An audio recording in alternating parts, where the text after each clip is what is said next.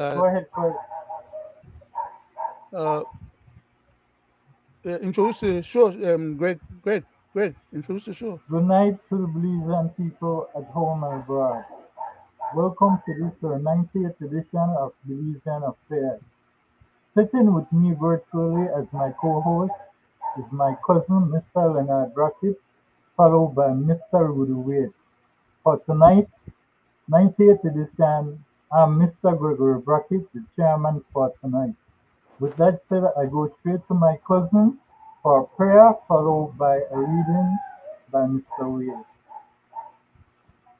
Thank you very much, Greg. Thank you, Mr. Wade.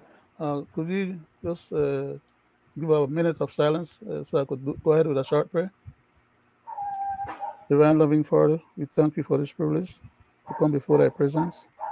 We pray that thou mayest accept our humble expression of gratitude and thankfulness to thee for having given us the privilege of life, first and foremost, and for having given us the opportunity to be on this program and to be alive today and be around our family members, friends, and loved ones.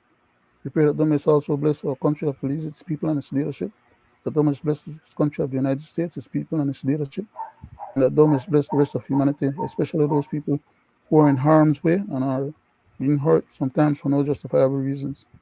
We pray that thou mayest continue to give us wisdom, knowledge, understanding, strength, courage, perseverance to do the work that we are trying to do on behalf of our country. And that, we pray that thou would take us and help us and protect us for Christ's sake. Amen. Amen. Amen. Thank you, Mr. Wade. Thank you, Leonard, for that warm prayer. And again, You're thank you, welcome. Mr. Chairman, for you know sitting with us, and bringing to the nation this 90th edition of Belizean Affairs. And I'll go straight to the reading from Matthew chapter 8, 1 to 10. When he came down from the mountain, great crowds followed him. And behold, a leper came to him and knelt before him, saying, Lord, if you will, you can make me clean. And Jesus stretched out his hands and touched him, saying, I will. Be clean. And immediately his leprosy was clean. And Jesus said to him, see that you say nothing to anyone, but go, show yourself to the priest and offer the gift that Moses commanded for a proof to them. When he had entered the Praetorium, a centurion came forward to him, appealing to him, Lord, my servant is lying paralyzed at home, suffering terribly. And he said to him, I will come and heal him. But the centurion replied, Lord, I am not worthy to have you come under my roof, but only say the word, and my servant will be healed. For I too am a man under authority, with soldiers under me. And I say to one, go, and he goes, and to the other, come, and he comes, and to my servant, do this, and he does it. When Jesus heard this, he marveled and said those who followed him, truly I tell you, with no one in Israel have I found such faith. That's my reading from Matthew 8, 1 to 10. Back to you, Mr. Chairman. Thank you. I thank you Amen. for your reading, Mr. Wade. With that said, we go to our first music. Okay, gentlemen, you ready? 1, 2, 3.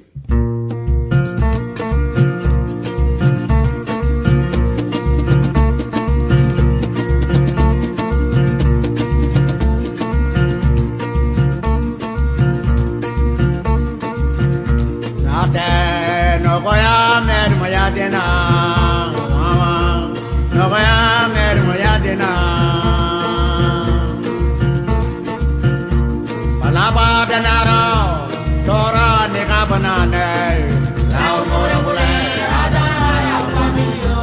Malabadanaro, Tora Nikabanane, Lao Murabule, Adaya Familio. Ayano Yatina, Amana Mulena, Ayano Yatina, Amana Mulena. Debele, Geno me wawa, Laubala Baga, Laubage Bandage Bikanama, Laubala Baga,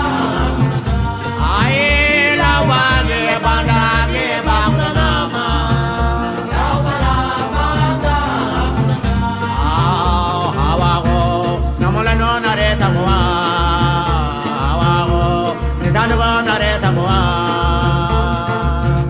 Debele, Geno me wawa, Laubala Baga, Laubage Bandage Bakanama, Laubala Baga, Laubage Bandage Bakanama, Laubala Baga.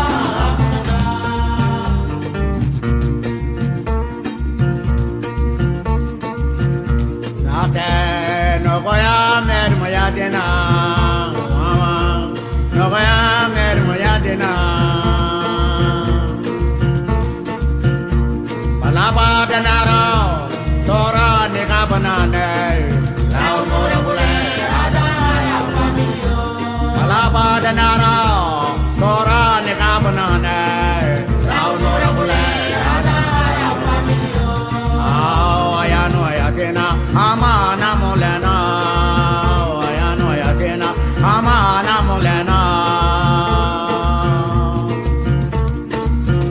Debele, Geno me wawa, Laubala Baga, Laubage Bandage Bikanama, Laubala Baga, Laubage Bandage Bakanama, Laubala Baga, Hawago, Namolano Naretawa, Hawago, Nidanova Naretawa, Debele, Geno me wawa, Laubala Baga, Laubage Bandage Bakanama, Laubala Baga, Laubage Bandage Bakanama, Laubala Baga, Laubage Bandage Bakanama, Laubala Baga, Laubage Bandage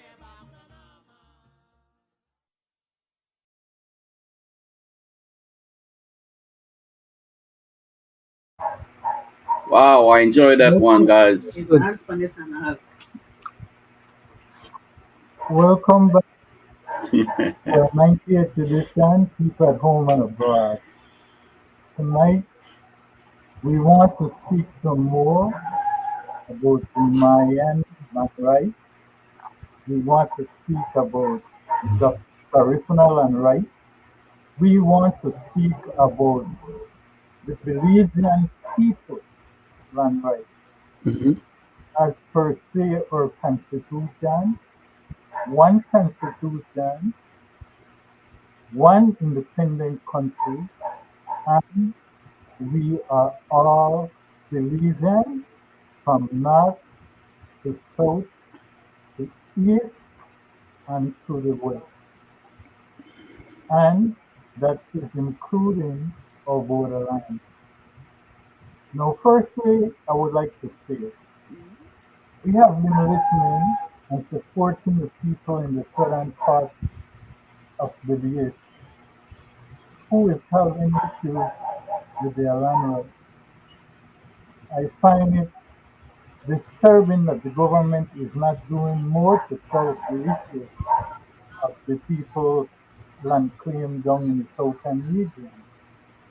Because when I look at the history of this country and I look about land rights, and I look at the Creole people who is being marginalized through immigration purposes to serve other foreign entities.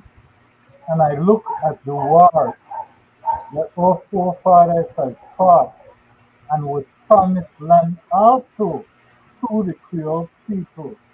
I sometimes wonder if we are weak as a people that cannot stand up for our rights and act as the Mayans to the government of this country, past and present, to claim what is not only constitutionally belongs to us, but also which was given to our forefathers who fought in the war. And I will go to you first, Mr. Wade. But before I do that, as I speak about our people, and I want to know if we are weak, why can't we follow the people living up in the north, like the Canaries? Is there a double standard when it comes to the Creole people? I'm asking this because I know for a fact, and I've seen it before happen with the stevedores. If that was the regular Belizean Creole people, maybe the teachers, not only the stevedores, had they burned some tires, had they did what the people in Arintois did, the state would have Mhm. come down heavy on them, just as how the state was willing to use its powers to unload the ships for a private entity that this said government is speaking with double tongues that they don't get involved with. I go to you now, Mr. Weir. Um, Mr. Mr. Wade, Mr. Chairman, Mr. Wade, can I make one Yes, sentence about 10 words at the most? Just 10 words, quickly. go ahead, sir. The government did brought out the military, police, beat up on the stevedores when they were protesting, and they weren't burning no tires. Thank you.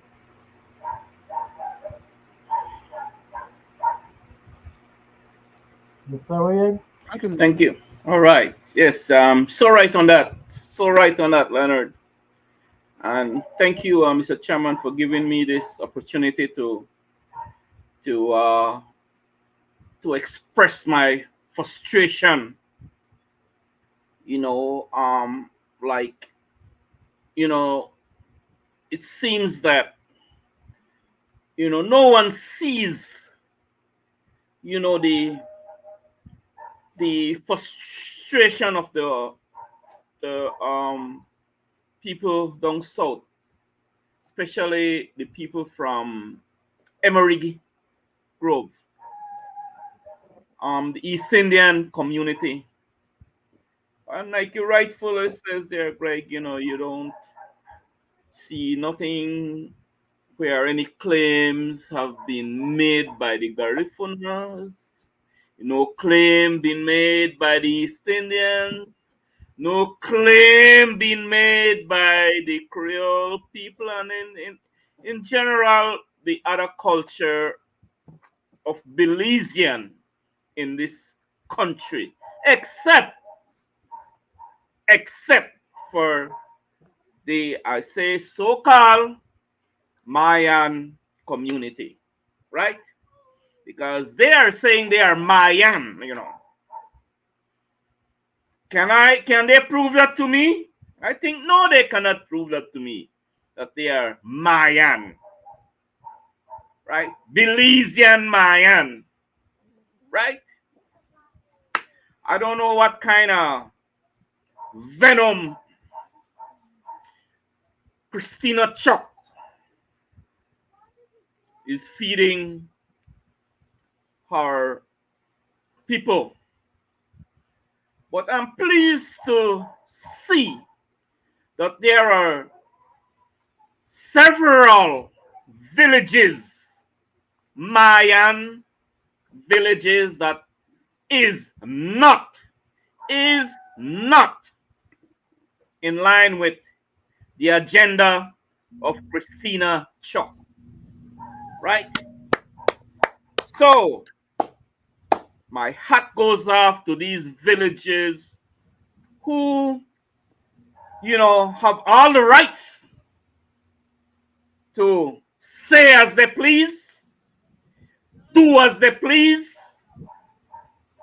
without any fear of favor and without any fear from any repercussion, because they're born Belizean and they all have that right. Glad to see them standing up and stating their claim. What I, guys, right, and my people down south would like to see is for the Garifuna culture come together, because from I opened my eyes and could have known better and could have seen from age like 6, 7, I know what's going on in my village down south. I have seen the Garifunas farming in that area. I haven't seen them disappear. They have been farming. So why can't they continue to claim, guys, what is theirs? Right? How all of a sudden Christina and Armenians are claiming all these lands, this territory, Belizean own territory, right? I say this to say that, I am upset to see that outside entities facilitate her cause, right? And, she's not doing what she's doing for free, Mischief making. Trust me, right? So I call on my people down south, man. Stand up, the East Indian community, the people along the San Antonio Road, right? Hold on no claim, state on no claim. You see what they're doing back up in north, like you rightfully says, Mr. Chairman, right? They're burning tires and they strongly on want their matter be heard, and they want their everything be solved, right? What they're stating and what they're claiming and their agenda, right? But where are the politicians? Where are the elected officials? Which side they're on, right?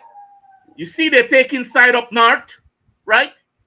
So why the politicians down south aren't taking sides, right? I mean, on the right side, because trust me, they know what the hell is going on and they know right from wrong, right? They know. But for me, they're using everything for political mileage. And I've always said through this medium, the vast amount of villages that's been popping up, Mayan villages, right? They are stating claim that they are Mayan villages popping up down south.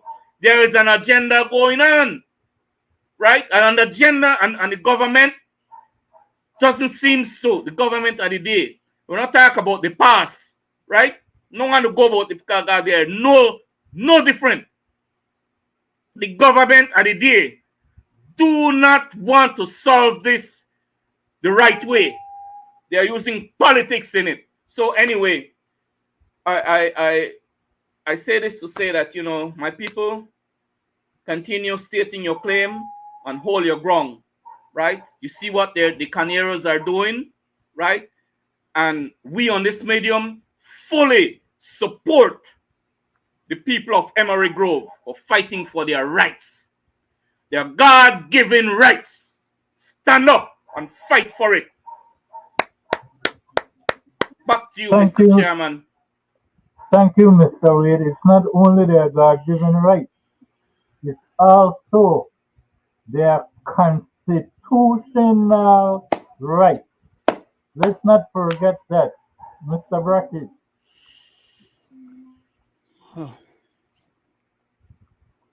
Uh,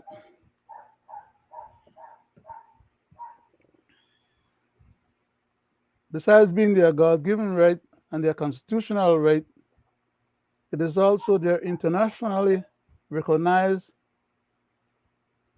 and accepted rights under the United Nations Charter, as well as their inalienable rights that nobody should be able to dispossess them of. As a matter of fact, we read it from the Constitution in our last show, or 89th show. We made reference to it in our 88th show, and in many other shows before then. So it's not like Miss Christina Chuck and the rest of individuals who are in pursuit of that particular agenda are concerned that they shouldn't be able to do the right thing. They are being supported, like I said earlier, by international organizations or international or people from outside of our country. And they welcome that support, and they have used that support to even fight against the government, to get the government all the way to the highest court of our lands, and to have that court of our lands rule that the government must facilitate, remember the word, facilitate those people to make sure that they're not disenfranchised of their right and opportunity to make a living and to survive. Because that is what was portrayed to the court that was happening in our country, when in fact that is not and has not been happening in our country. They misled the court. They produced a. I gotta be careful. I don't.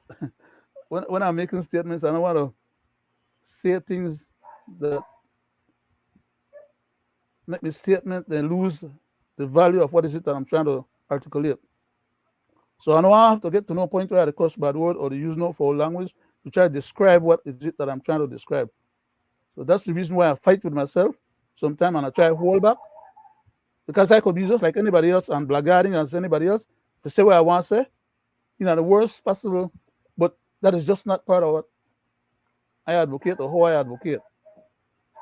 I'm saying that just like how Miss Christina and before her, the whole rest of the group that had gotten together to pursue that particular agenda, some of them knew what the agenda was all about from the beginning and what they were hoping at the end.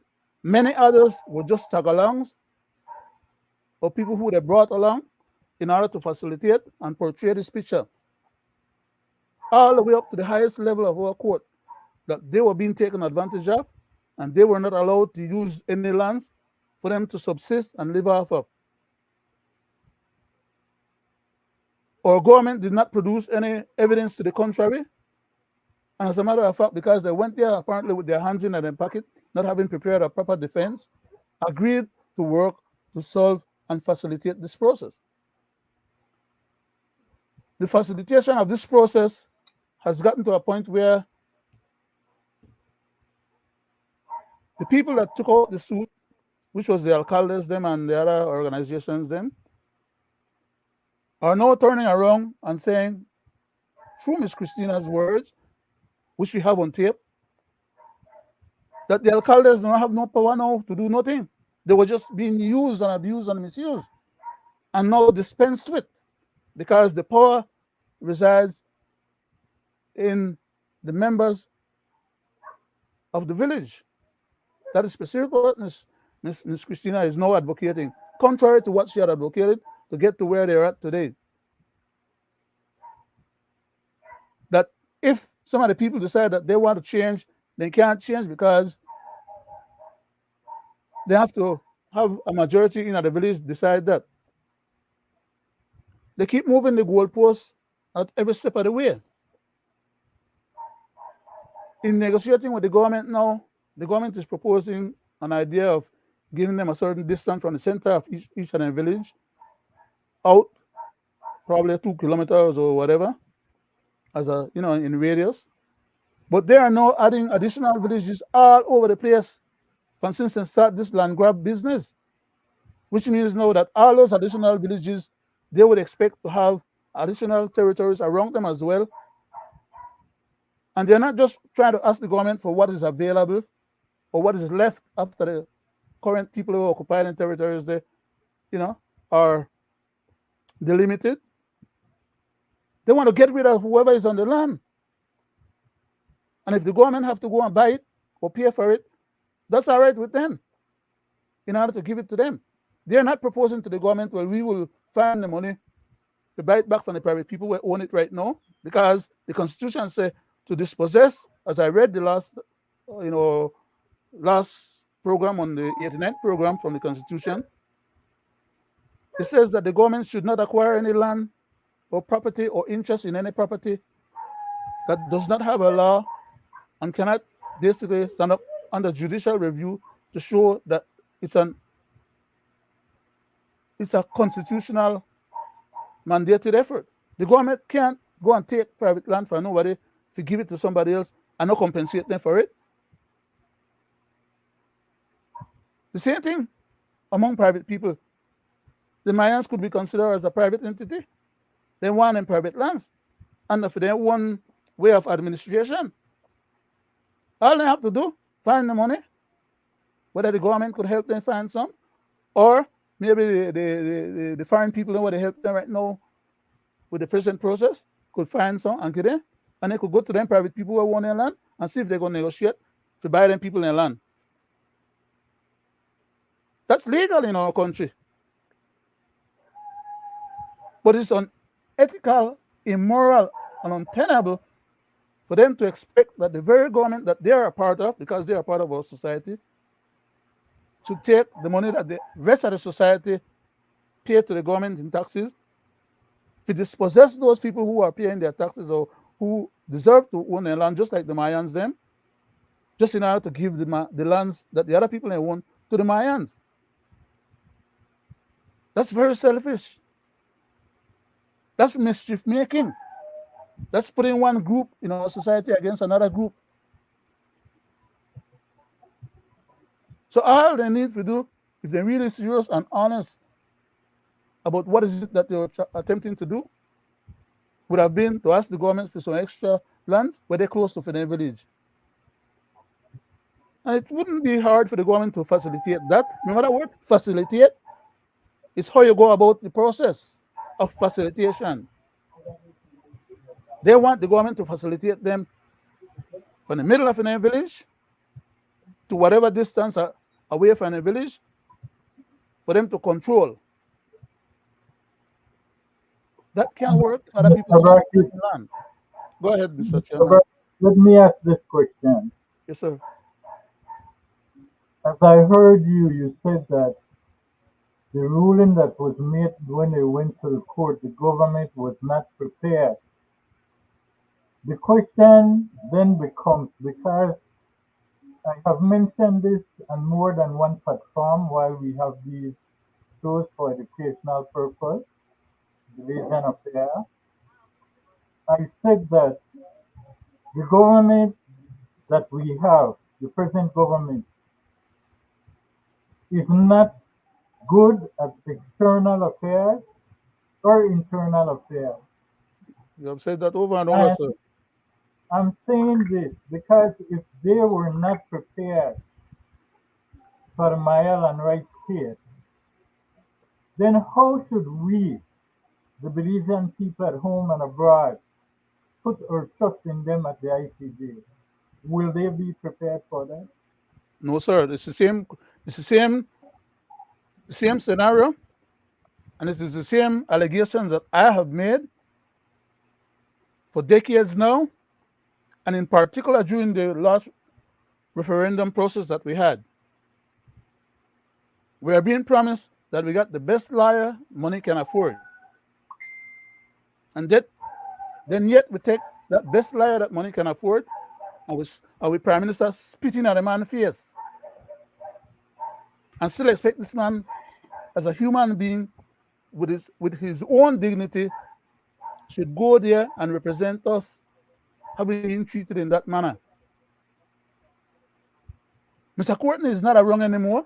He said he couldn't tell us where he going because it's all in secrecy, and only he and whoever need to know will know. He's gone, and we still don't know nothing. We still left him at the bag. The previous people, like for example, Mr. They call name because I'm not scared of calling names. I always tell you no. But when I talk based on factual information. One of the previous advocates to get us to the ICJ, then send gang and get away from Cuba, bring him back to Belize. Mr. Schumann.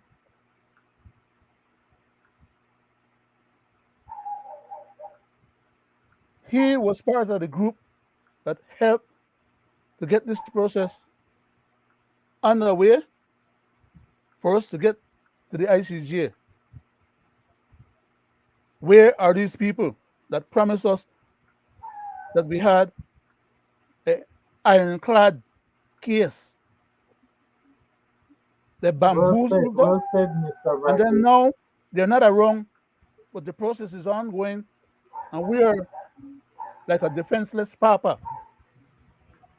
I yield back, Mr. Chairman. Well, past and present government has led us, the Belizean people, to believe that we are defenseless papa, because none have stipulated the conditions of the Belizean independence.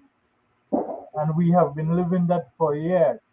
Mr. Wade, and your comments that you mentioned before, you was born and has grown in that area. And I will go to this tape to let the people see that you were saying what you were saying and specifying without any doubt what is happening down in the Toledo district. Good morning, everybody. It's a beautiful day indeed.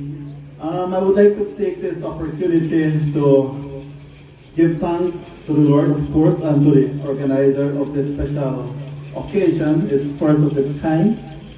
That the Toledo needs more of these type of initiatives. First of all, my name is Daniel Koch, President of DASCO Toledo. And indeed, there are so many challenges that we encountered. When we took office last year, we did communities outreach to different communities within the Toledo district to get feedback from the different leaders, the challenges and issues that they are facing. And surprisingly, each community echoed the same sentiment, whereby their roads, streets, health posts, community telephone towers. But all of those are very good. That is the feedback that we got. But now the challenge is implementing those methods in helping those communities, because it's very difficult for government to just go in, execute projects without the consent of this so-called MLA. It is very hard, and they're looking at it. What are these communities benefiting from MLA? They haven't fixed any street health posts, but yet they want the government and other entities to bow to them, making them Queen and King of Toledo, which we have a government that we elect so that they could serve us with our basic needs. I think MLA has gone too much. They are not, educating the people of Toledo district. They will just go in at a certain community and says, you know what, this is the consent order, this is the court order. But really, what does the court order entail? They have not even had educational sessions within each community to discuss what is the court order. None of that has been happening, but yet they are using that to go out here and, confusing the people or intimidating the people that they should abide with them, with their agenda. They are getting so much millions of dollars. They have this $1.8 million for demarcation. How many communities have been demarcated? None. Or maybe just a couple. Smaller communities, but not the bigger communities like San Antonio, Big Falls, Columbia. Before the court ruling, each communities work harmony together. There is no back and forth. There is no conflict. But when the court handed down its judgment, they didn't. This MLA didn't go into the communities and educate the people. It's communion land, so everybody can do whatever they feel like. A lot of us take it the wrong way. We take the so-called communal land system at a different interpretation. And that is what is humbugging us. That is what's plaguing our beautiful Toledo. Toledo is far behind the other districts. I would say like 15 years behind. Stand Creek is developing. Cayo, Belize, Orange Walk, Corozal, they're all developed districts. What about Toledo? It's forgotten. It's not because of the government doesn't want or have the resources. Government have the resources, but these MLAs are the ones blocking the development from us. And I think it is time for us to come and unite together so that we could see development and progress for all of us. We need our land. And I must say that each and every one of us here today need a piece of paper from their land. Am I right? We need them, but we cannot because of this communal land system. While these people who are in the who are on the MLA executive, they have their land. They are set. They don't worry about us. They're driving in fancy vehicles, living in, good life. But we continue to struggle because of them. Are they planning to help communities to fix streets and roads? No. But yet they want to use this so-called indigenous just to get funding. I mean, these people are using our name, our ethnic group to get funds just to self-sustain themselves. It's just a handful of them that want to control Toledo district, which is totally wrong. So ladies and gentlemen, it's time to wake up, it's time to get up, and it's time to fight, and it's time that we secure something for the next generation. Mr. Wade, Well said. you Well was said. living down there.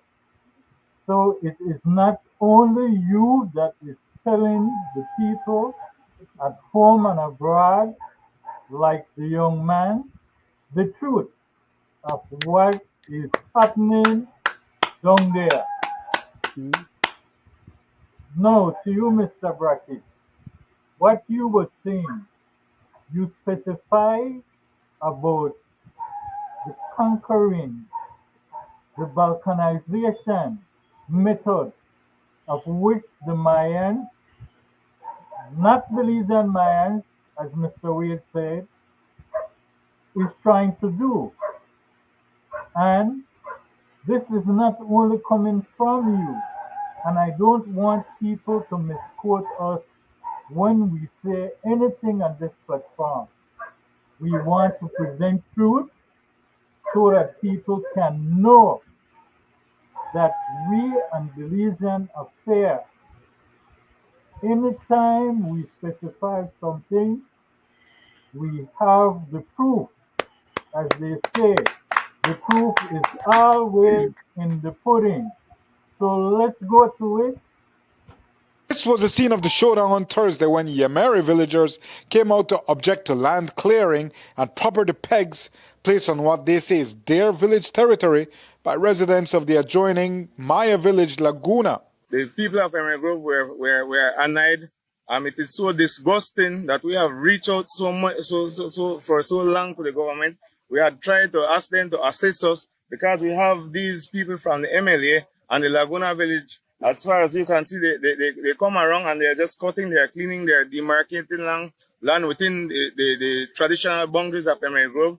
And so far, we have not gotten any assistance from the government. As far as we know, when we speak to anyone from the government, they are telling me that the situation is touchy.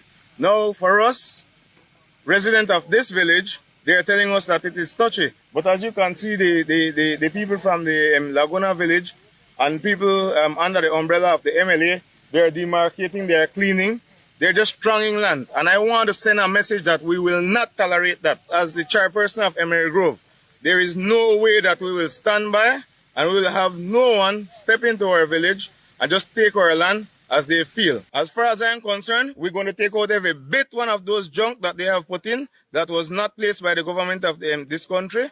And as far as I'm concerned, it is unconstitutional to go and place any cement pillar within any land that is not yours. Right? The only entity that can come and place cement pillars on any lot is a registered survey office. And that the land, a registered surveyor, sorry, not office, a registered surveyor, and the land must be issued by the state, not by the MLA, not by Miss Christina. It was a tense standoff and a sure sign that things are increasingly coming to a head in this village conflict. And I have been calling, I have been writing, I have been crying for assistance, and no one seems to want to assist us. What I'm seeing and what I'm getting from this is that the only way they might assist us is that whenever this thing actually resort to some sort of a violence or something, because we're bawling on the government, we're calling on the government, we're trying to be humble, we're civilized people, we're asking them to please step in and do something, because we won't stand by any longer and watch these people do what they want. Remember that this is not only Emery Grove. We have a lot of people, Belizeans, black people like me, East Indian people, Hispanic people, right, who needs a piece of land. Just like the way the members of the Mayans community needs land, the other Belizean needs a piece of land, right? You are talking about Belize. Belize is for Belizeans, and you're also saying that Belize is rice and beans. This is not rice and beans, this is down callo, because one group of people is eating from this.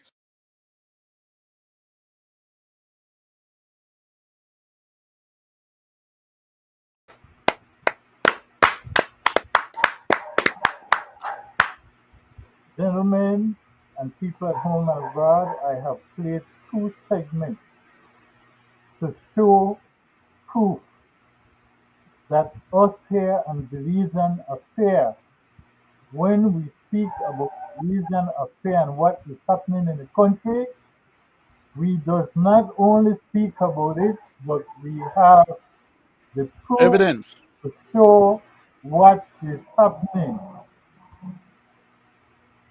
Now, Mr. Wade and Mr. Brackett, I believe that the government does not want to really push this forward. And I will tell you why, I will show you why. But first, let me hear your comments on those 2 videos, Mr. Wade, followed by you, Mr. Brackett. You know, like you always say, you know, we show and tell, right? We show and tell. And you see that same young man there, his grandfather, I went to school with him, right? From that same area, you know, that same area, right? So just imagine his grandfather. Just imagine. So what was there before him, right? So when you talk about proof, these people have the proof. And what the hell the government is waiting for, right? To settle this situation, right? It's clearly to see that there is some kind of favoritism, or maybe some kind of fear, right? Maybe if the government act right now in favor of the Maya, they will lose the PUP will lose their vote, right? That's it right there. That's it. So they're playing these people, they're playing my people for a game, right? So it's high noon. I want my people to listen to this and to act right, because they're only using this situation because of politics, right? And an election is right around the corner. The Mayan community is more than the East Indian community. So they don't want to show bad towards the Mayan because they want their vote. Plain and simple. Mm-hmm. Although they know they are doing wrong. Mm-hmm. Right? So we need to keep the pressure up. My people, keep the pressure up.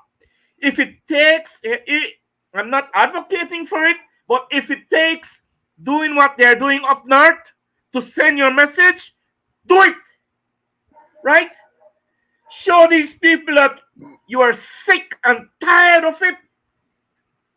Anywhere you go in this country, there are village and town limits. Village and town limits. Now, who placed those limits? Government. For sure not anybody, like what Mr. Usher, the chairman for Emery Grove, is saying. The MLA went, and who the hell is the MLA? Who are they? What power have been vested on these people by the government? Maybe or a new identity. Maybe the government have invested power on these people. I don't know. I'm just saying maybe for them to be acting that way, man. Right? So this really bothers me because, like I say, I'm a son of that soil, son of the south, and it hurts me to see how everything is playing out and the favoritism, right? And they do not want to fix it, and they're dragging their feet, right? Where people are suffering, right? And where people, having headache because they know that there is encroachment in their area, which is not right. All of a sudden, these things start happening. All of a sudden, these things didn't happen in the 70s and the 60s. So it wasn't a Mayan claim then. It wasn't a Mayan village then. It wasn't for the Mayans then. How all of a sudden it belongs to the Mayan? Land grab. All of a sudden. Land grab. Land grab, right? Mr. Wade, would you yield just for a second, sir? I'll give you back the time because but I just want to add something on top of what you're saying there right now. Is that possible? Go ahead, sir. Yes, sir. Okay. How can the government tell the people them? Let me come out plain and rock real.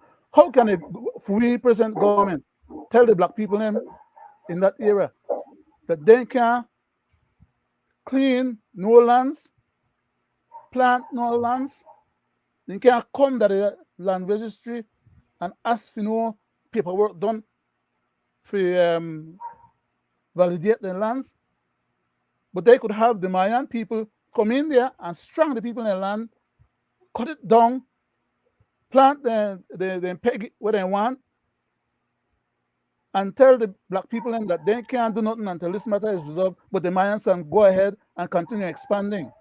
What kind of craziness is that? I'll give you back, sir. Thank you, Leonard. Thank you for compounding on what I was saying, man.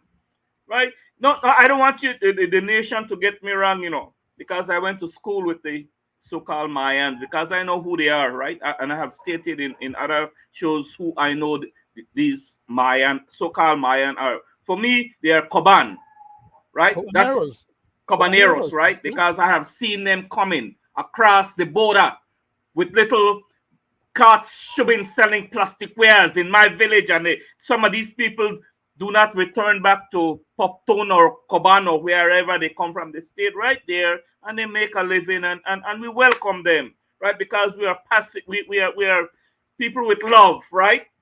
And so there, that's why I say, who are the true Mayans, right? So that's my point, right? And I think that each and every so-called Mayan kids or born in this country is entitled, right? But not in that way and in that manner. And I hope that at the end of the day, that they hold Miss Christina Chuck accountable, and they will, they will hold her accountable, right? Because people's eyes are open. They are beginning to open. They are not shut closed anymore. Their eyes are beginning to open, right? And they see the action, they see the agenda of that lady, right? How dare that lady will come and tell me that I cannot go into the village of San Antonio or Criquesarco or San Miguel or Dolores or Rotosha or whichever new villages are popping up. How dare she would tell me that I cannot go in that village? Now something is wrong with that lady. So I applaud again Mr. Estefan from this inception for standing up and telling her and reading her rights, right? As a Belizean, born Belizean, right? And I like to say this now is that, again, I want my people to stay the course, right? And the government should have some shame. Have some shame and go there and do your job as a responsible government and settle this matter, right? That's all. Back to you, Mr. Chairman. Thank you, Mr. Wade. That brings to me a question that I would like to ask the people at home and abroad. If at any time the government needs to do anything on those lands, they need consent from the Mayans. How come it is not a problem when the Guatemala come across, destroy the chicky bull, build farms, cut down all kind of stuff? We don't hear them saying the Guatemala need consent. To you, Mr. Brackett.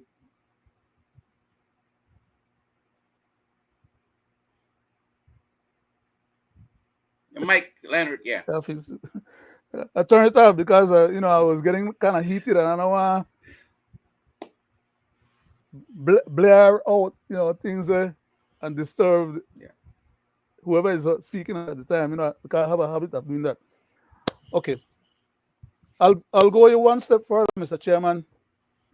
You spoke about the Chicky Bull and the other places when people come in and burn down with forests and take out with stuff, them and do all kind of craziness and farm and that.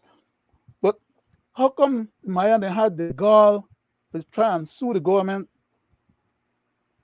and end up to get that award of $6 million plus out of week offers where we don't have money right now? You know what that $6 million could have do for the very same Mayan people then?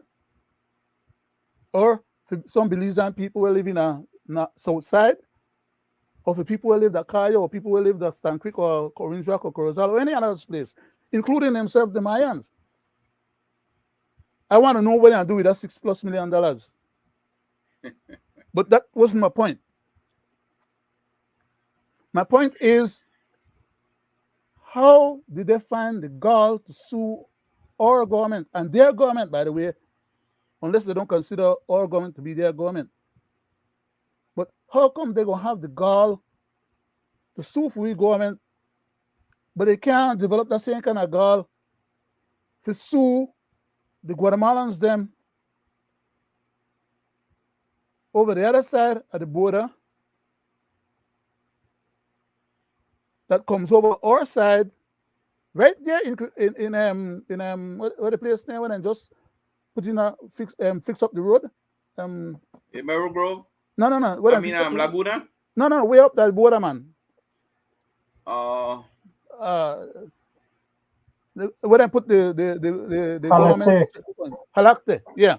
Oh, How okay. come before the government put the thing there, the police checkpoint Monument. and the thing for them, and they could fix spray the cars and thing when they're going in and out and whatever else not. Okay. How come all these many decades before now, the Guatemalans had been cutting down and making cow pastures on our side of the border? You know, this very same lands when they claim that if they customary land rights, you know. How come they never argue with them or kick them off or get this free central government to get free authority or free police or soldiers to push them away? Then welcome them and they accommodate them. Hundreds of heads of cattle, big area. They don't complain that they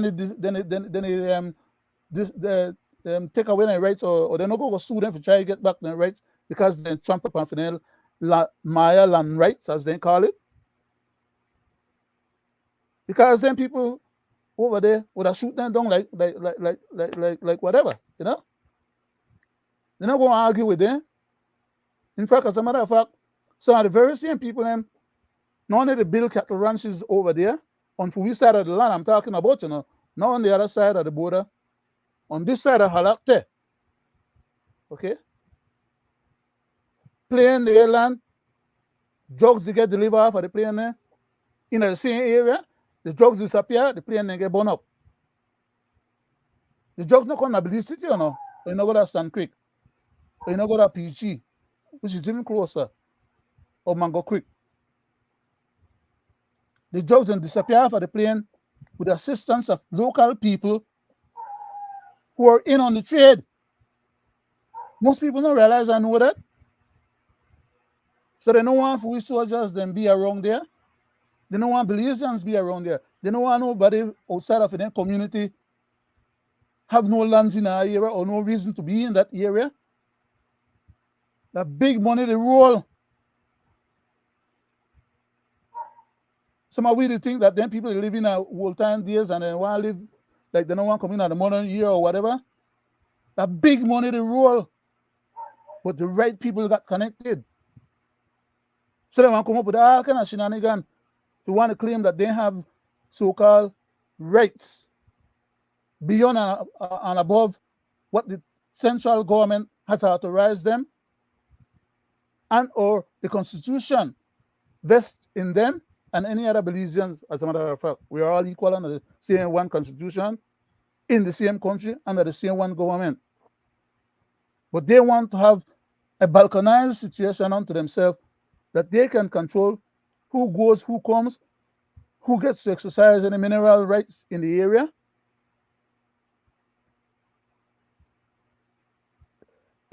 It's a bigger thing than most Belizeans are even recognizing and are aware of. Them. Everybody is focused on the land right thing about them getting more lands, which is, you know, a little bit more land, nothing wrong with that.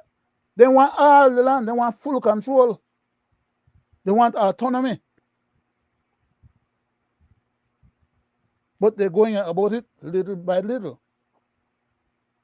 And the Mayans that we're talking about back there are not the regular Belizean Mayans, as you have always been saying, Mr. Wade. Thank you. Thank you. The Mayans we're talking about are the Quiche Mayans from over Guatemala side that came over our side to take refuge when they were being killed by the hundreds of thousands by the Guatemalan army. The Mayans on this side accommodate them and gave them refuge. So they're all mixed up. And they never come in and build a house next door to the existing groups them that were already Belizeans and had been living over here all these many decades and hundreds of years, as a matter of fact.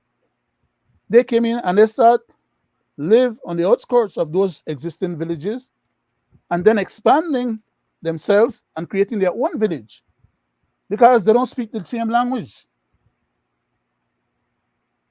So it's like a community that rescues another community, not know if they speak their language, but just out of sympathy and empathy as human beings and accommodate them. Only if they turn around and turn tiger in our way, but no. Because these are the people that are the mischief makers trying to they know what they lost in Guatemala, what was taken away from them in Guatemala. So now they want to come over here now and take away something from somebody else over here. I'm not certain if maybe that is why they had a problem over there. They probably wanted to do the same thing they're trying to do over here, over there. And at the end result, they confronted the military over there, and the military decided, okay, well, they don't like campesinos in the first place. So then start get rid of them, kill them out. Are they expecting to come over on our side now, live among us, and become traitor to us and try to kill us out because we are not like the Guatemalans over there when they kill them? We accommodate them, and we hug them up and give them everything. The kids come and born and grow up that Belize. Then they get the Belize. You got some of them places right now in Belize. The Mayans are very affluent in Belize City, in Sand Creek, and in many other areas. They have gone to college, they have studied abroad, they have come home, they have been successful entrepreneurs, and they have become just like the regular Belizean people in the society. Is that not enough? Do they have to get to the point where they feel like they have the right to dispossess anybody else of any material things, or that they have to grab everything up for themselves alone? I would like to ask these people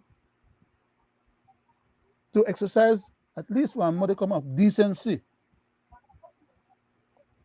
if not just basic honor and civility.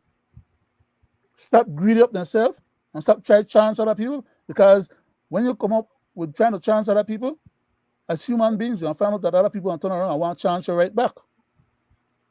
What will that lead to?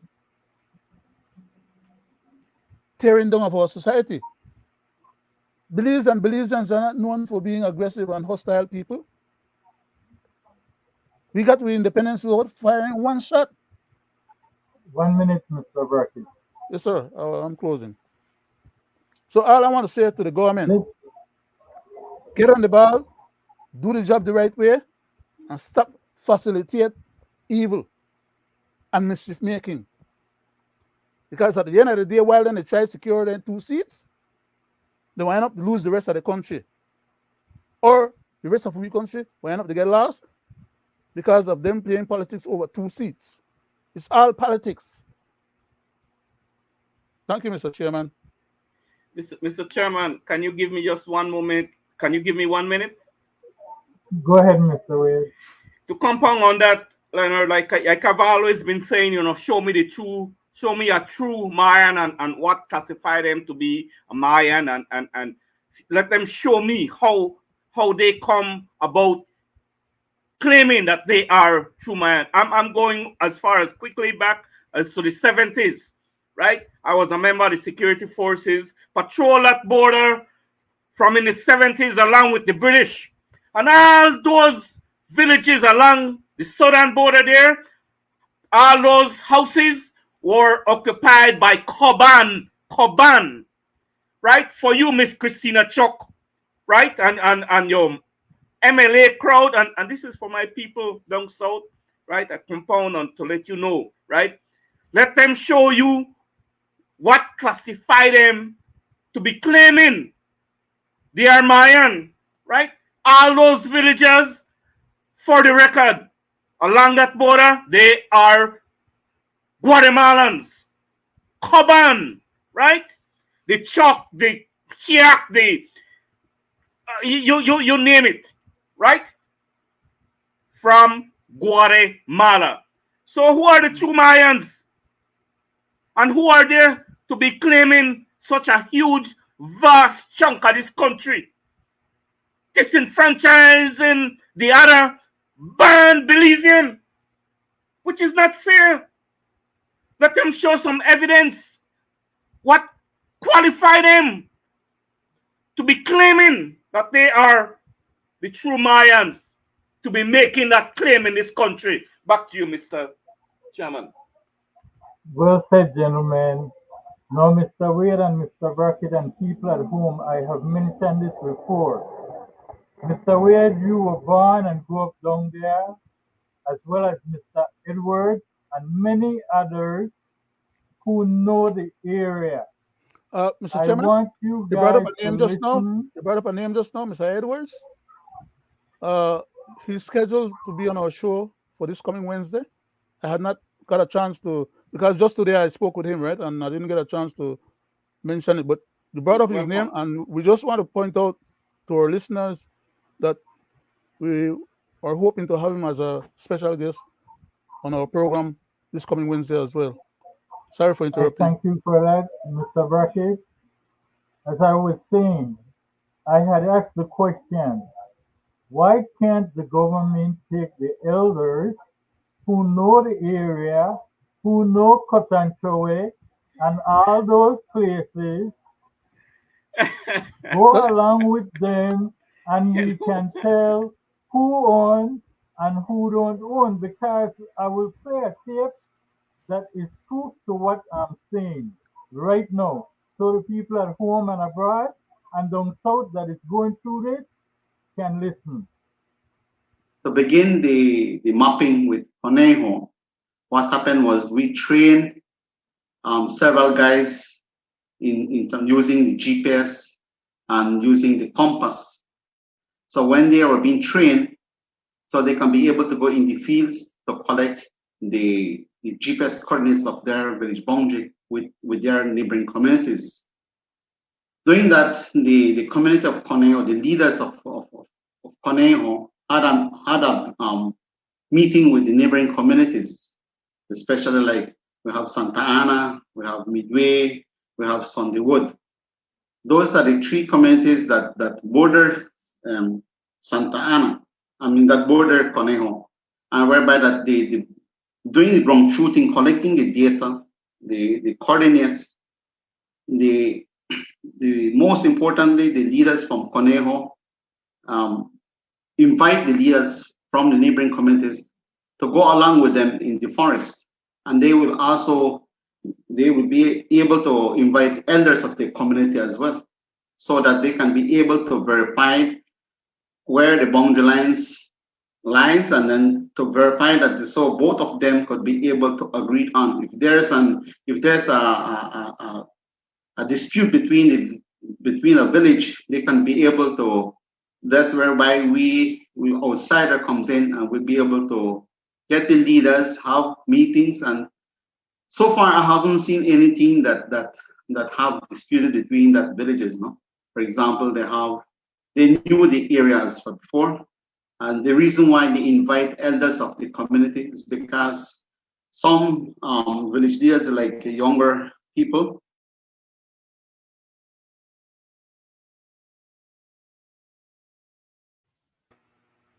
Gentlemen and people at home and abroad, it can be done.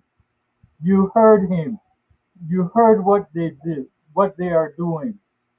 They are inviting elderly so that if there's a dispute, they can settle it and they can go ahead and mark. And it is not a problem. So why is the government stalling and that? That Mr. is the Chairman. question Oh, sorry. that they should answer. Yes, Mr. Brackett. Yes, Mr. Chairman. What the gentleman stipulated there and what we saw happening in the forest there is part of the process. But we have to remember and understand, okay? The intent and objectives are to come into possession with maximum possible expansion of territory, okay? So everything that's being done there right now is not necessarily just to get all the extra piece or just to demarcate what used to be or what is. So the government needs to be careful that they don't get themselves into a trap where these claims, as I previously mentioned and had previously been pointed out,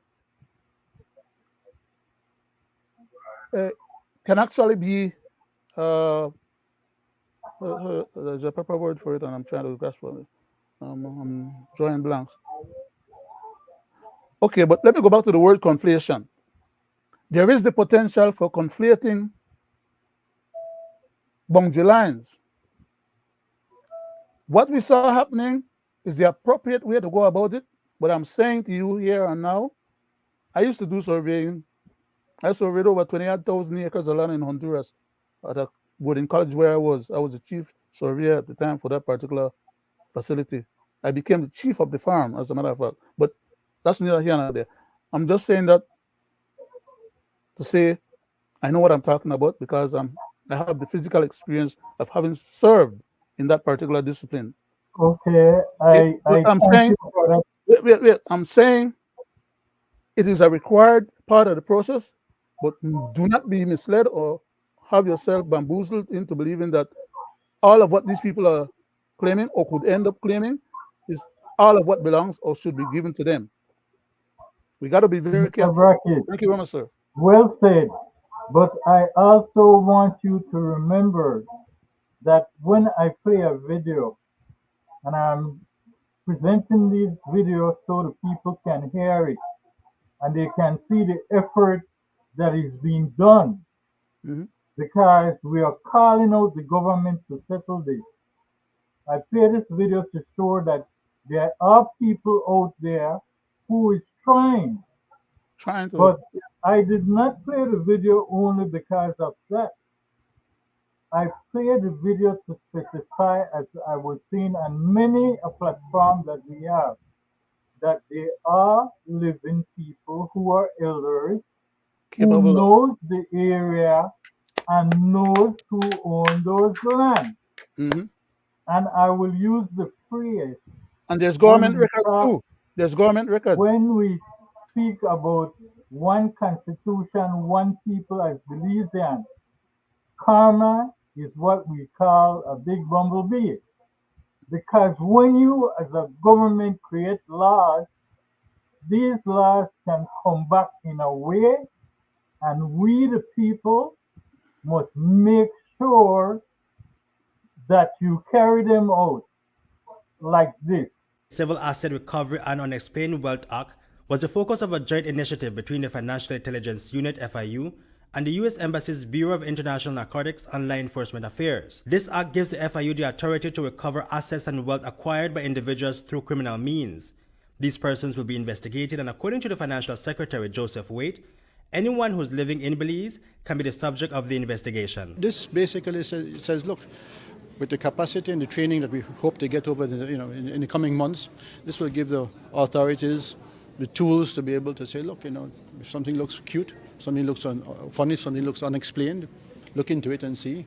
If it's proven that it is from an illegal source, it can be seized. Yeah? Includes everyone. Yeah, everyone. Including the Prime Minister. Yeah, he's a citizen as well. Yeah. The leader of a religious community. Anybody who has unexplained wealth. The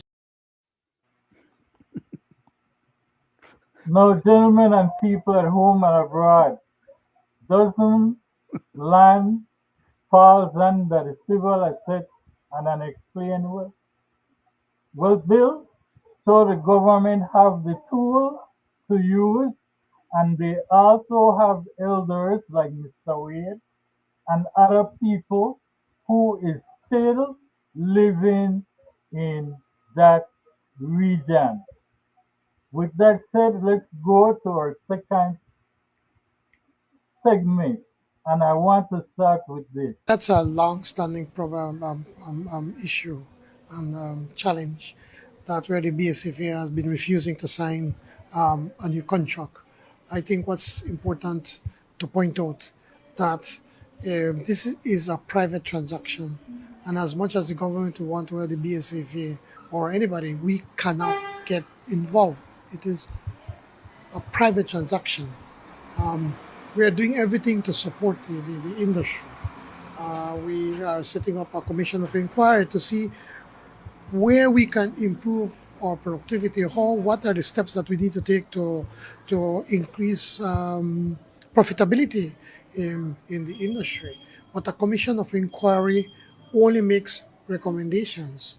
And so, it's important for all parties to understand, for the key informants to understand, and for BSI, that the Commission of Inquiry will only give recommendations. I am urging the BSAFA to sign a 3-year contract so that they could have some sort of sense of stability for the next 3 years.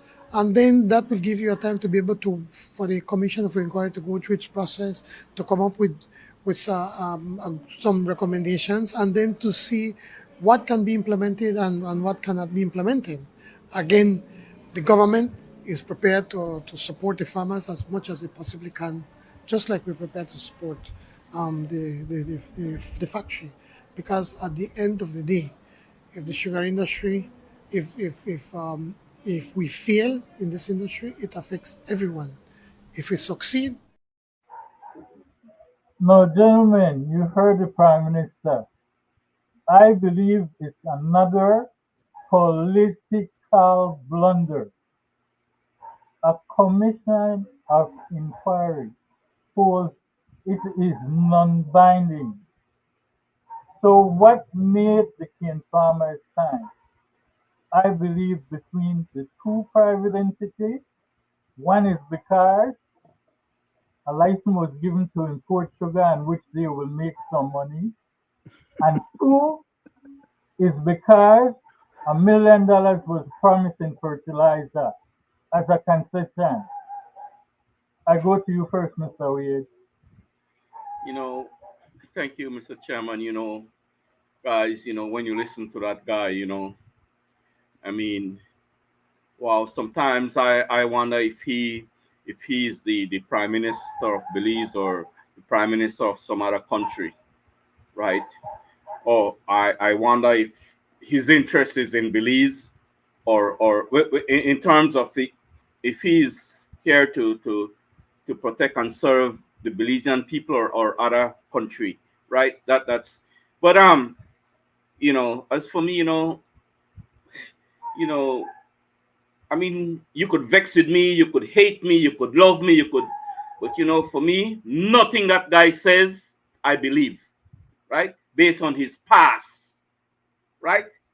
Based on the things he have said that he was going to do in the past, never done, and based on the things that he continued to say, right? But that is not factual, right? But first of all, I think that if this man and his PUP government and the past government, because I'm not here to people who want to say that I talk this to support UDP, because neither none of them, right? If you're wrong, you're wrong, and if you're right, you're right. That's because people just carried away and they put you in different classes quick when they hear you utter certain things, right? But the truth of the matter is that with people, they suffer based on the decisions that these guys make on behalf of the people, always, right? At the end of the day, not good decision, right? Like you says, Mr. Chairman, the importation of sugar, for me, it's uncalled for, right? We shouldn't be doing that, right? And I throw it on Santander is there to back up and want to back up, right? The shortage, but for whatever again, negotiation and all the other things who tend to gain, and this one because it's all about profit. The PUP government want to profit, the ministers want to profit, the big mans they want to profit, right? Off the expense of the poor people and the consumers. We do not have to be importing any sugar. We don't have to do that. But because of poor decision making, and you hear that guy says that government not get involved in private entities, right? I will not say more on that, because those of us with sense, those of us who listen to this guy, and those of us who see the action of this guy and his government knows that whatever he's saying is a damn lie, right? So, like I say, if they want to fix this thing, they can, right? And I urge them to fix it. And I urge the cañeros, the farmers, to take a stand. And there is one way you can fix it. Don't deliver your cane. Suffer for 2 years or 1 year, right? Take your lick and all this will be over. Make no demand, and all this will be over. And I urge the government of the day, whether it's a UDP government, a PUP government, an independent government, a third-party government, take a stand, acquire that factory back for the people, a nation, right, where the people will benefit of the production of the factory, and everybody will coexist in harmony. But this action will never stop because we have seen this happening for, right, Mr. Brackett, Leonard, and Gregory, right? We have seen this happening from time immemorial, right? Decades and decades and Decades and decades, Right. right? And don't forget, you know, they had a chief negotiator, the best in the country, Mr. Florencio Marin, the ex-minister, PUP minister, right? Did he Minister of negotiate Land. anything? Did he negotiate anything? But and yet we taxpayers was paying this man, you know, because he was the best. Comes from the Brazilian mouth, right? They employ him, Mr. Wade, the best man. I thank Where we you are for your today. comment. Thank you, Mr. Chairman. Mr. Wade, I thank you for your comment. And I want to prove to the people again that when we say something on this platform, we are telling the truth. If the government of Belize don't get involved in private entity business, who took ASRBSI to court? If the government of Belize do not get involved in private entity, why did the government want to use the state to protect a private entity in the port when it was owned by the Ashcroft regime? So here we are not holding back anything. And as you well said, past and present government has messed up completely. Because when we look at the past government and we look at Mr. Barrow, who got up and talked about the acquiring back of the port, the question becomes, and I would like to ask him, how much cases have you lost to Mr. Ashcroft? And when you look at it monetary, Mr. Barrow, you paid more money to Mr. Ashcroft than the present Prime Minister. I go to you now, Mr. Brackett, for 5 minutes.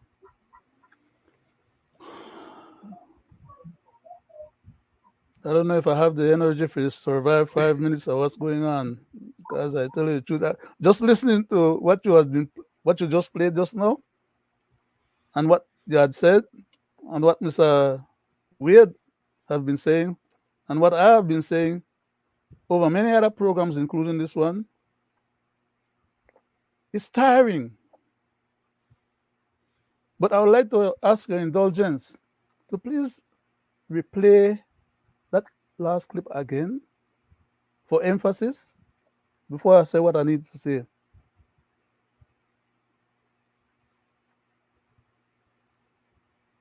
That's a long-standing issue and challenge that where the BSFA has been refusing to sign a new contract.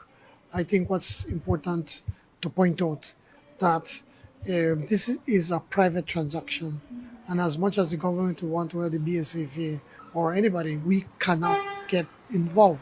It is a private transaction. We are doing everything to support. Great. Thank you very much, sir. How dare this gentleman? I was going to say this good gentleman, but I can't in good conscience say this good gentleman because the man is acting out of his own character. He's known to be a bamboozler and a liar, confirmed liar by his own words. How can he in good conscience tell the Belizean people that this matter about the Kian agreement not being signed was the fault of the Canero organization, when in fact the BSISR lawyer, Mr. Godfrey, after agreeing with the Canieros them and the Canieros lawyer, Ms. Marine, or former Attorney General, who was quick on her feet to recognize that Mr. Godfrey had changed some of the terms that they were agreeing to. And they were trying to push it under the nose of the farmer people for them to quickly sign. And then would have had themselves bounded by what they had signed, not realizing, as Ms. Marine pointed out to them, that some of the conditions in the document had been changed, and for which then the Canieros decided not to put their signature to the document until those matters were resolved. How dare this jackal of a prime minister that we have would ascribe and attribute the fault of the agreement not coming into existence because the Canieros didn't sign it, as if he did not knew what the facts were. Why the hell does he get into private people's business, as he says he's not supposed to do, if he's not competent enough?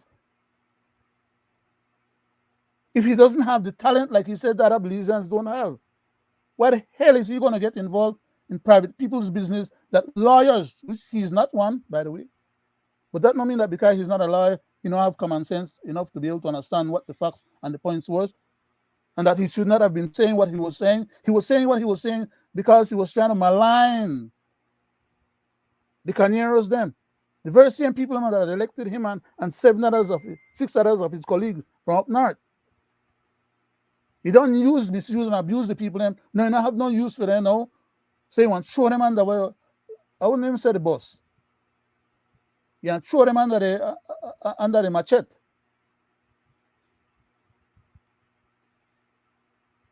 And this dastardly idiot want to turn around and tell the public what he know was a barefaced lie. Just because there are people that weren't there to speak up for themselves. I'm speaking up for them now because the facts are the facts, and we do know what the facts are. We now know him to have been a liar before, a liar then, and a liar now. And my having to say that he's still a liar doesn't change anything because he has no chance to change. That's how the man rule. And that's how he's going to rule till the end of his term. If his colleagues, they don't kick his butt out before he finishes destroying their party. Because that's the last part of his agenda. They're currently having beef with him inside of the cabinet because of things that they're finding out that he's carrying on with and they're not in agreement with. So he has his own problems. He came back off his so-called trip to go abroad and is beefing about that because according to him, all they had to do was to sign the stuff. When in fact he's playing with hijinks people, lawyers who are conniving and who has no interest in the people. Then he don't turn around and blame the people. Who is he serving?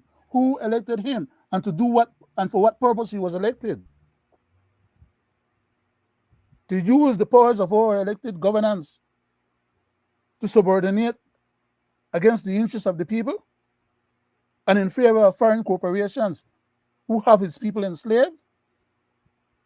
Is this what amongst the modern slavery to which I spoke about from our constitution last week? I guess a lot of people didn't get the point of what I was trying to say last week. I hope now they can connect it. Because my closing, sir, in Belize, what we have are a bunch of traitors, fifth columnists, and Trojan horse at the highest level of our government, working against the best interests of our people. But that the people elect them. So until the people will get the sense that unless they elect somebody else, which may not necessarily mean that they get the outcome anyhow, but they have to try and change from the current known cancerous peoples then, get rid of them and start with somebody new. Until then, all we do is waste of time and beat up a lip. And like I said, I'm hoping that some point in the future, maybe in the future, because I not have to get, I don't end up with an aneurysm or a busted vein in my head for being so frustrated about what's going on, because better could be had. Thank you, Mr. Chairman. And that was my closing too, sir. Right, Mr. Brackett, we might extend for 5 minutes Yes, sir. Yes, to sir. Yes, sir. We cover need up. to. We Okay, need to, because we're already there. okay. Um, Before we can't before just drop I the go to program. you, Mr. Wade, well said, Mr. Brackett. And tonight again, I want to bring the proof to the people. When you said the Prime Minister is not telling the truth, I have said time and time on this platform they have in-house fighting and they cannot seem to get along. With the leaving of Mr. Courtney, I want you to hear this videotape that I'm about to play, people, at home and abroad. And I want you to listen to what the Honorable Dolores Valderramos is saying. And you be the judge to tell me if she is capping the Prime Minister. I can't speak to it in any detail. Um, but you do know that with then Minister Courtney, now Ambassador and head of government, leader of government business in the Senate, he remains at the center of things within the government, you know. I can't speak in detail to the quote-unquote cabinet privileges, but we will certainly be leaning on his experience. I think that Minister Francis brings, again, a wealth of experience and competence to the table.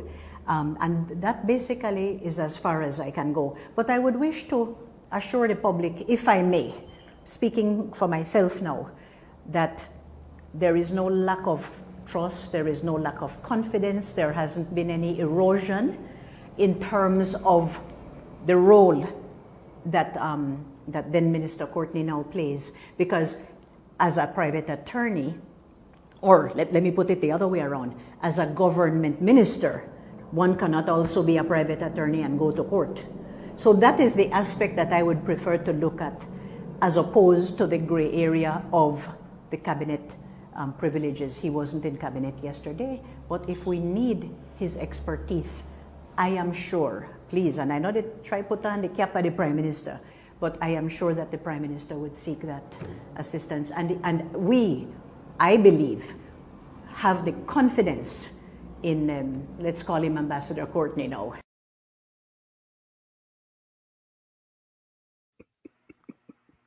Gentlemen and people at home and abroad, isn't that putting on the cap? What Ms. Valderramos just said. Mr. Chairman, you try bust me vein. Try hold my head. You really try get me there at that point. I get my veins then busted up, but I'll defer Mr. Wade, and have no other comment. may I hear from you, Mr. Wade, as a part of the closing? Well, program. You know, guys, you know, I am speechless, you know. I'm speechless, you know, because the thing is that, you know, these guys and these ladies in government and as elected officials, they all, you know, fall short. Tell And on they, themselves, Mr. and they Chairman. tell on themselves, you know. Phrase? Yes. So that's what the good lady was doing, telling on herself. I say this to say that you know, as for me, I expect something big, a big bubble to burst pretty soon, right? I expect a big bubble. You've been saying that for a while, Mr. Pretty soon, right? Mr. Wade, you've been saying that for a while, sir. On that when note, it happened, I hope we are still alive so we can recall that you did say it. Yes, I am. You know, this you know, they could not like what I say. The fanatics are right. I expect a big bubble. And like me, you know, surprise me because I know these jackals, right? I call them jackals, right? I know them, right? I've been living in the ills that they have created and they inflict on us, right? I've been living in it for some time now. But you know, to my closing, you know, again, I want to appeal to the independent thinkers of this country. You know, you see what what both parties have done to us over the decades, right? Are we better off now than in the 70s and the 60s and the 80s and the 90s? Are we better off now? And we see how much billions of dollars that these people had, you know, left us holding the bag for, and we see the riches that they have accumulated, their friends, cronies, and close people, all on the backs of the poor Belizean people. Are we going to sit back and let them do us more, continue to do without saying something? Do something now, all you independent thinkers. Your country needs you right now. People are sick and tired now of the People's United Party and the UDP, this two-party system that we have. So all independent thinkers, put your name up right now. This is your time, right? Once you're not obligated or sucking anything from a PUP system, you know, you're not sucking nothing from a UDP system and has to depend on them, put your name up now. Your country need you. And on that note, I want to say to all those who support us, our Belizean Affairs shows, thank you. Thank you very much for supporting us. And thank you, Mr. Chairman. And it's always a pleasure to be in your company. Thank you, dear Leonard. Back Thank to you, you, Mr. Chairman. Mr. Wade. Mr. Brackett. One last Yes, statement. just a minute, Mr. Brackett. Uh-huh. I want to bring this up, right, from the tape with Miss Balderrama. That's where I was going to her. But thank you for what she just did is exactly what is happening with Mr. Courtney. As a minister, how can she on a video says, I'm speaking for myself now? So is she trying to put her portfolio aside and speak personally as a regular citizen? That is out of context. Go ahead, Mr. Brackett. He is free. Mr. Courtney is free from the encumbrances of governance powers. Bottom line, the fact that they try to pretend that they have him, as Ms. Lady said, in cabinet, but he wasn't there, and very likely will not be showing up there too often, but still maintain him as a appointed senator with superpowers in the Senate beyond any other elected officials other than the Prime Minister himself. The good gentleman, I can't call these jackals no good gentleman. This gentleman, because as far as I'm concerned, as eloquent and as professionally competent as he is, he's also a damn jackal and a vampire that feeds on the blood of my people. I could tell that to his face, as I've been saying it about him and to him. My concern is that I'll leave him alone because I want to go back to Ms. Valderramos. Ms. Valderramos on this issue with the Mayan land right stuff is only just giving us a second dose of her original medicine that she dished out to the people when she was given the portfolio to deal with the social service issues and the food pantry issues, that she took away the pantry from the people them, even while the country was still going through a crisis, instead of adding some money to the pantry program so people could get at least some food, and because people never had jobs and couldn't survive and feed themselves adequately. A lot of kids was going to their bed at night hungry because their parents never had no job or no money or no means of providing them subsistence. But that was the first main thing that the lady came in and did after being appointed a portfolio in cabinet.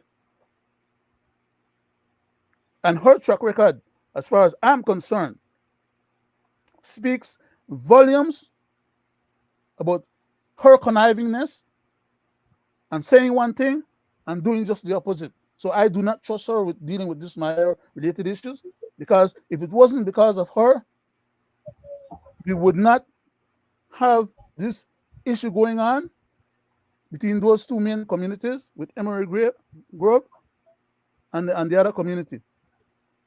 Why? Because she and her colleagues from down south are in cahoot to minimize aggrieving and aggravating the Mayan community, and are trying to find a way to have them still remains as friends, even though she's stipulating that they can't get them all the way than they ask for. But they are trying to accommodate them as much as possible in order to benefit politically from the process. While at the same time, then they take advantage of the Creole people and the East Indian people them, and the Garifuna people them, and others, big landowners in that area, who will end up losing lands because these people will march on the land like they did the Emerald Grove, cut up people private land in their absence, live on it, turn around, and land department will get entitled to it, especially for some of those people that are not paying their taxes. Thank you for that, gentlemen. We have come to the end of our program. And as I said before, as an elected minister, you cannot decide for yourself that you will step out of your bounds from being a minister and want to speak for yourself. You are no different doing what Mr. Courtney is about to do if he's led by the Prime Minister. With that said, good night to people at home and abroad. Thank you for tuning in to this 98th edition of Belizean Affairs. We'd like to thank all who have tuned in, all who have sent a little message. We thank you, and we would love to have you back on Wednesdays and Fridays. We here on Belizean Affairs try to bring you the latest happenings in Belize that has to do with what the Belizean populace is going through. And with that said, I would like to say good night. We want everybody. We want everybody. Give me some of your everybody. Give me some of that cassava. We want everybody. We want everybody. Give me some of your everybody.